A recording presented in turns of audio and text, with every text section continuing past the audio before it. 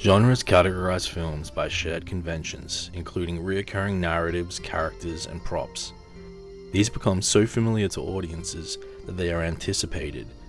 This leads to a peculiar phenomenon called iconography, which refers to symbols, objects, or imagery that carry meaning and evoke associations.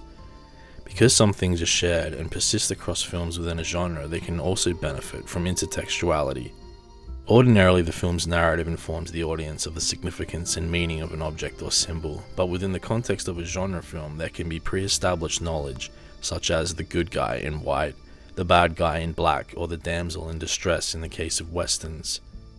Because iconographic objects have no intrinsic meaning other than their relationship to other works, placing them into new narrative contexts allows for alternative or even layered meanings.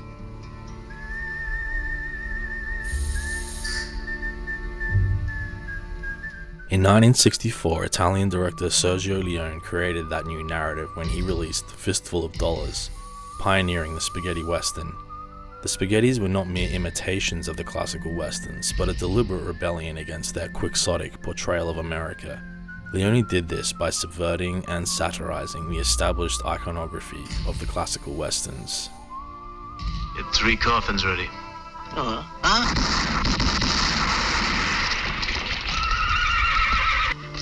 My mistake. 4 coffins.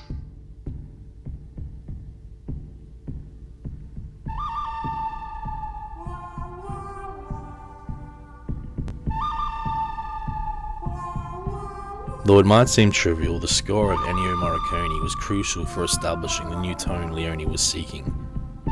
Classical westerns featured grand orchestral arrangements that complemented the romanticized nature of their content. Morricone's unconventional use of whistling, surf rock tremolo twangs, and flamenco guitar, which paid homage to the Latin American side of the western, was unprecedented and reflected a new approach to the genre.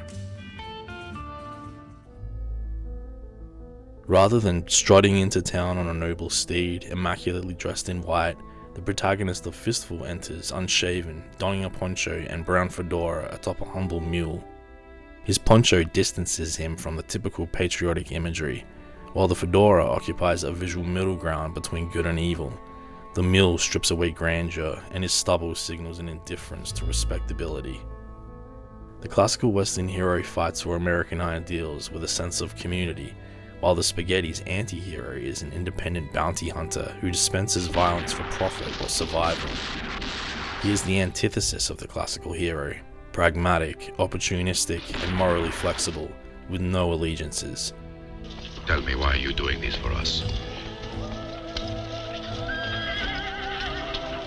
$500?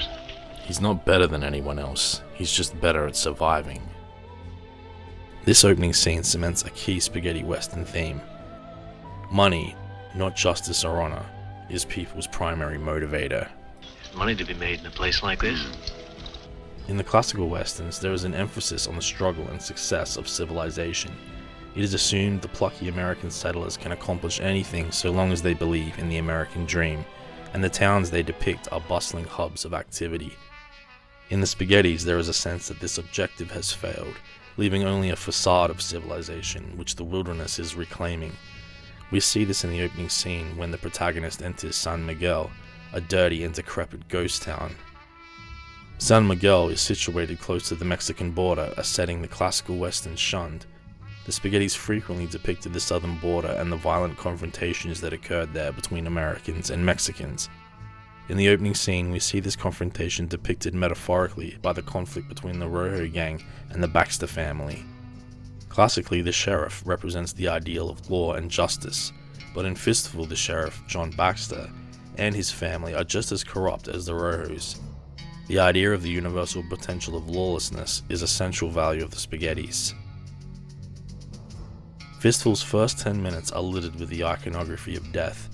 We see a noose, a dead man strapped to a horse, coffins, and a wreath, usually symbolic of life, turned to decay.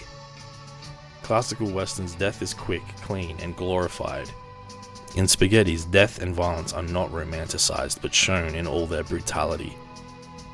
In this scene, the Rojo family take gruesome revenge on the Baxters.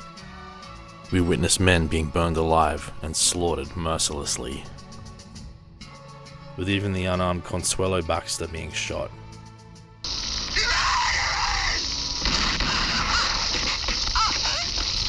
Though the Baxters were villains, we cannot view this scene with indifference.